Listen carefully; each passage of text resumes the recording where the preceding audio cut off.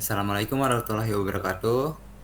Perkenalkan, kami dari kelompok pencatatan keuangan yang beranggotakan ada Wildan Abdillah dengan NPM 156, lalu ada saya sendiri Muhammad Rafi Santoto dengan NPM 166, lalu ada Randy Nurul Saputra dengan NPM 163, lalu ada Adam Zakaria dengan NPM 169.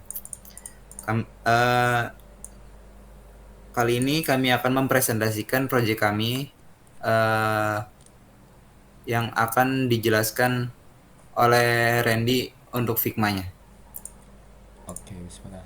Terima kasih sebelumnya. Di sini saya akan menjelaskan beberapa terkait Figma-nya, sekaligus hasil prototipenya.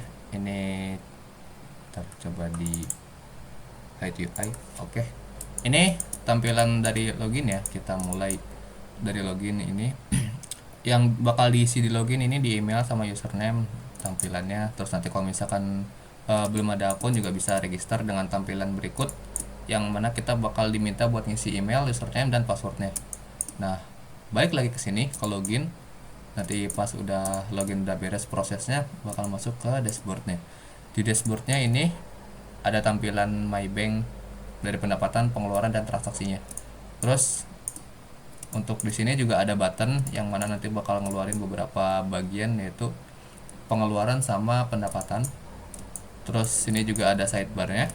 Kalau kita nggak klik di bagian sini, itu bakal ke bawah ke sidebar ini. Terus sidebar juga ada interaksi profile sama logout yang bakal balikin ke sini, terus ngebawa ke edit profile ini. Oke, buat yang ininya, yang dari button-button tadi, kita masukin yang hijau buat pendapatan dan merah buat pengeluaran, yaitu di sini. Ini buat penghasilan atau pemasukannya dengan tampilan berikut dari tanggal dan jumlahnya, sama ini buat ya pemasukan tanggalnya dari icon yang kalender ini, mungkin bisa misalnya hari ini gitu. Terus nanti ini buat nge-save nya, sini juga ada button buat kembali. Nah, untuk pengeluarannya ini juga dibedakan dari kategori.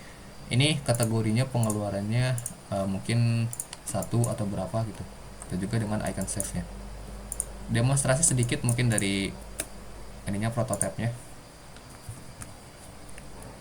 Oke, di restart. Oke, ini buat tampilan login. Kita masuk ke register, ini bakal bawa register. Dari register masuk lagi ke login, nanti bakal masuk ke bagian dashboardnya. Di dashboard kita bisa melihat ada sidebar di sini yang nanti bakal ngebawa ke profile dengan tampilan berikut, dan nanti bakal di save. Juga ada logout yang bakal ngebawa kita ke awal. Masuk ke login lagi, kita coba buka ini yang tadi tombol ini. Pertama kita coba ke yang pemasukan dulu atau penghasilan. Ini buat tampilannya kayak gini. Nah, terus ke pengeluarannya kira-kira kayak gini. Di save. Oke, mungkin kira-kira buat penjelasan prototipenya sampai sejauh ini. Selanjutnya bakal dilanjutkan dari segi UI UX-nya sama Muhammad Adam Zakaria. Dipersilakan. Baik, terima kasih kepada Randy. Saya di sini akan menjelaskan UI UX-nya. Sini dari tampilan UI UX dari proyek kami, yaitu di sini ada tampilan awal yaitu login.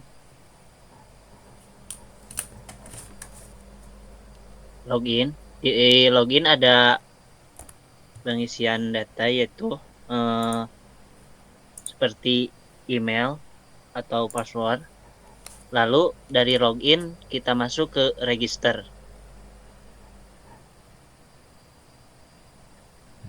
Nah, dari register kita juga mengisi hampir sama, yaitu email dan password. Lalu masuk ke sidebar pertama.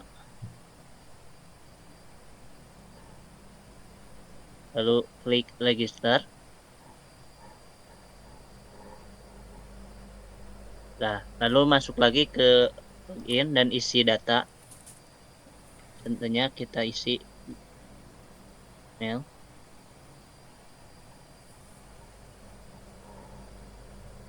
Lalu login.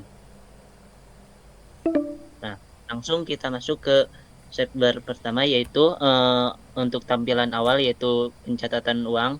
Di sini ada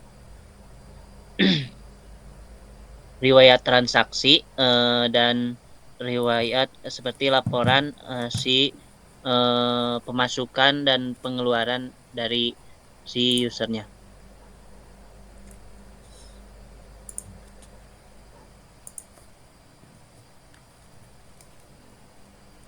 Di sini ada pengisian data yaitu seperti tang apa tuh tanggal laporannya.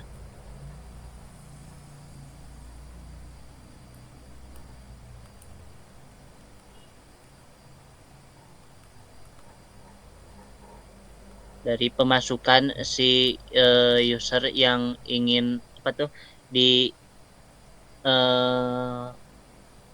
manajemen keuangannya.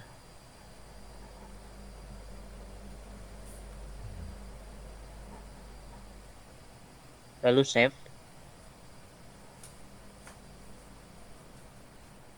dan klik OK. Nah, jadi nanti tersimpan dan di laporan sidebarnya yaitu gaji yang si user masukkan dan akan tertampilkan di user pertama, dicatat di laporan pertama.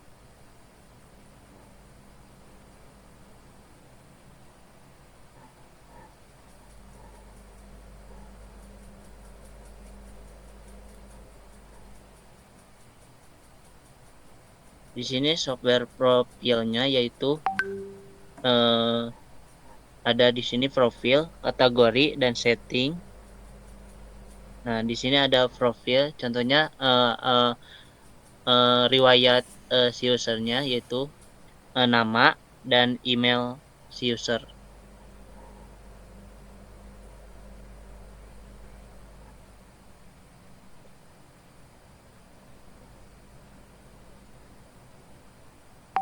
Ini kita pengisian data user.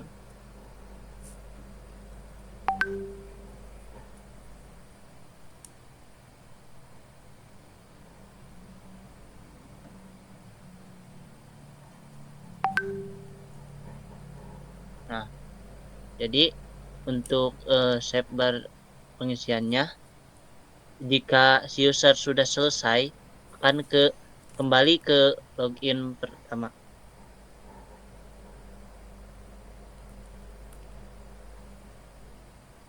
Untuk selanjutnya saya serahkan kepada MC.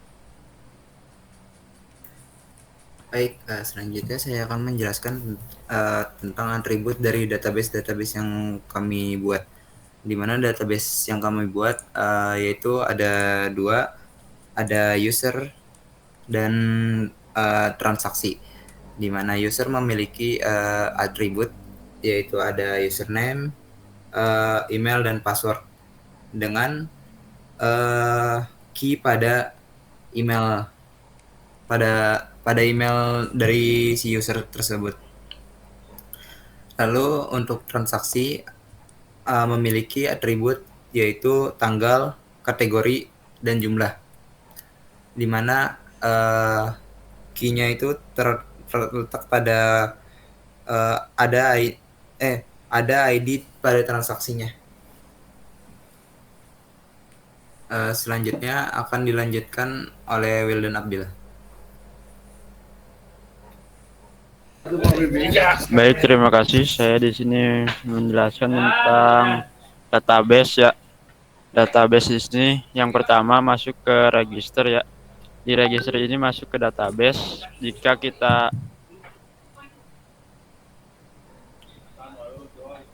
kita memasukkan value ke register, yang pertama register ini masuk ke database ke autentifikasi.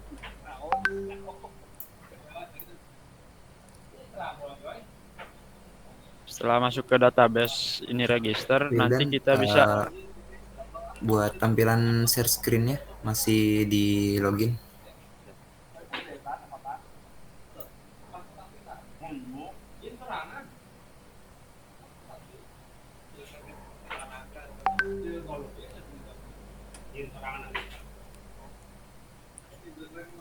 Nah, setelah kita ini di register, si value yang kita masukkan ke form register ini akan masuk ke Firebase ya. Kita coba sini kita daftar akun ya dengan nama tes@mail.com dan passwordnya kita masukkan dengan minimal password itu adalah 8 isian. Setelah kita register, otomatis yang tadi kita langsung masuk ke bagian home. Di bagian home akan menampilkan beberapa riwayat transaksi yang telah kita masukkan, dan di sini kita akan bisa menampilkan tadi pendapatan dan pengeluaran. Kita akan pindah ke database Firebase-nya. Ntar kita searching.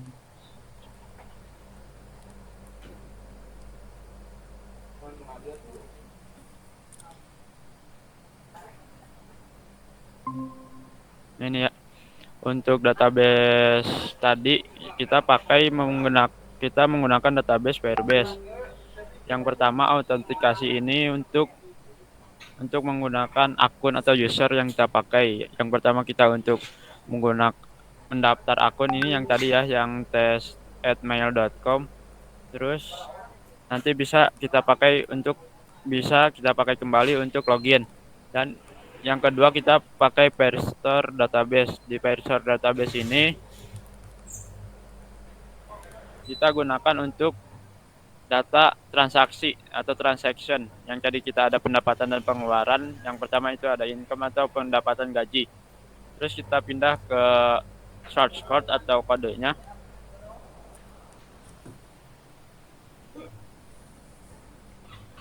Saya pindah ke penjelasan untuk kodenya. Share screen.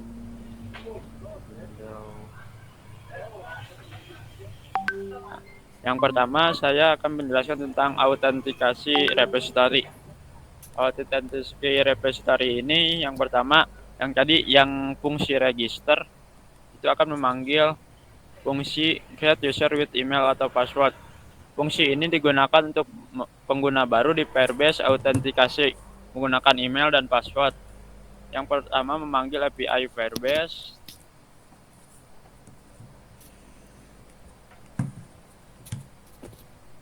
Nah, yang ini menghubungi Firebase autentikasi untuk membuat pengguna baru dengan email dan password yang diberikan. Jika berhasil, tadi kita akan diarahkan ke home screen. Jika error akan memberikan message something with error. Dan yang ini ada exclamation jika pendaftaran atau registrasi itu salah atau gagal. Yang pertama yang ini di halaman login ya. Halaman register kita register. Nah,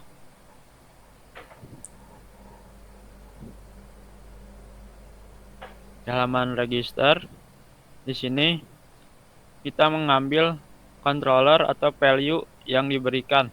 Ada email, ada password. Kita memasukkan email dan password. Nanti kita ambil dengan controller regis controller. Jika kita ambil, nanti akan menjalankan fungsi create user with email atau password yang memberikan parameter email dan password yang telah kita berikan. Terus yang kedua ada login.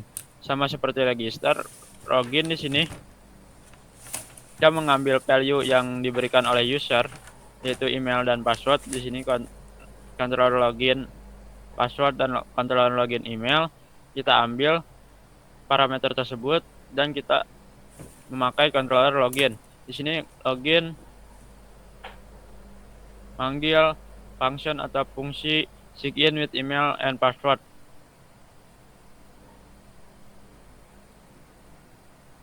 Nah, sign with email password ini berfungsi untuk digunakan melakukan login pengguna pada Firebase autentifikasi menggunakan email dan password. Di sini jika benar email dan password itu berada di autentifikasi atau database Firebase, akan masuk, si user akan diarahkan ke home screen, atau gagal akan menerima error atau something with error. Seterusnya, yang ketiga ini ada fungsi sigout, di mana jika kita memanggil sigout ini, si user akan kembali lagi ke login screen. Terus selanjutnya saya akan menjelaskan tentang penambahan data pada Firebase.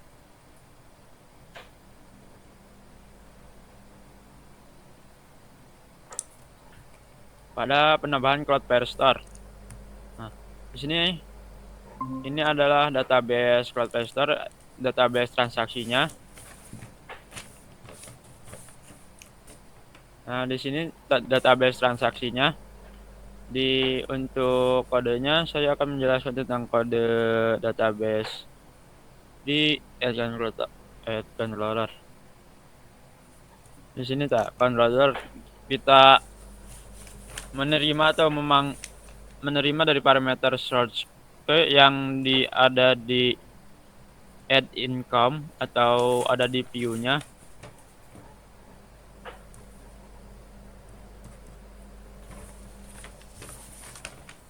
Nah, ini controller income C masukan oleh user akan diambil oleh add controller. Setelah value diambil oleh add controller, di sini jika transaksi berhasil, ini function untuk memasukkan ke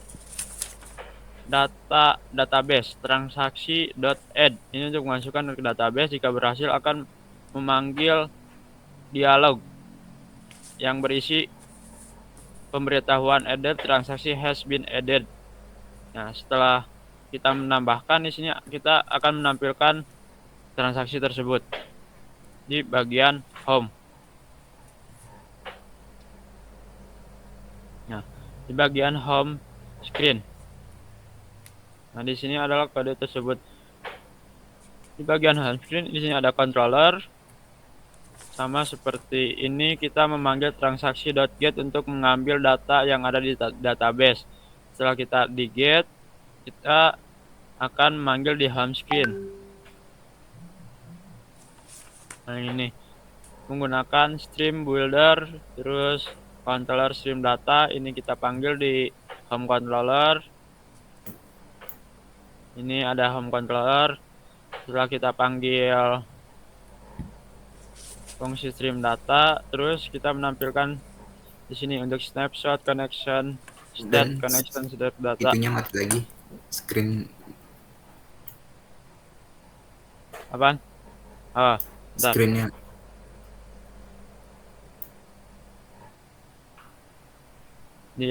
Di home screen ini untuk menampilkan transaksi.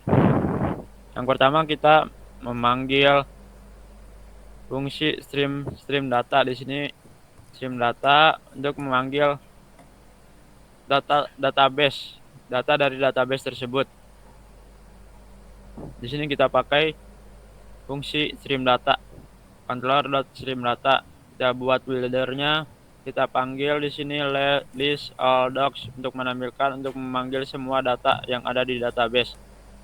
Terus kita memanggil database yang bernama short dan income untuk menampilkan beberapa data yang ada di database, seperti